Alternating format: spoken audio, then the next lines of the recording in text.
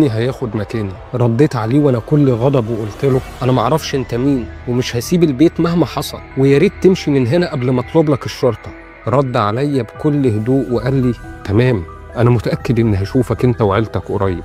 فتحت الباب وانا متضايق جدا، لكن كان اختفى.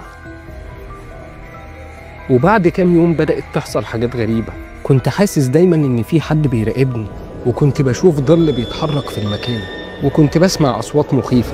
الغريب ان ما كانش حد من عيلتي بيسمع او بيشوف اي حاجه، لدرجه اني حسيت اني اتجننت. وعشان كده ركبت كاميرات مراقبه في كل مكان ووصلتها بالموبايل.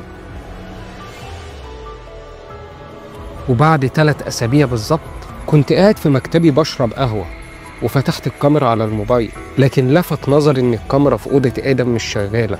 بصيت على باقي الكاميرات، لكن الغريب ان ادم مش ظاهر في اي كاميرا، لكن جدته كانت موجودة في المطبخ. اتصلت عليها وسألتها عن آدم، قالت لي هتشوفه وترجع تكلمني. بصراحة ما كنتش حكيت لأي حد عن جارنا الغريب اللي جالنا أول يوم، عشان محدش منهم يخاف. وأنا فاتح الكاميرا لفت نظري إن الميكروفون شغال، وسمعت صوت جاري المخيف بيقول البيت اختارك يا آدم بسبب جشع أبوك. وبعدها سمعت صوت آدم وهو بيصرخ.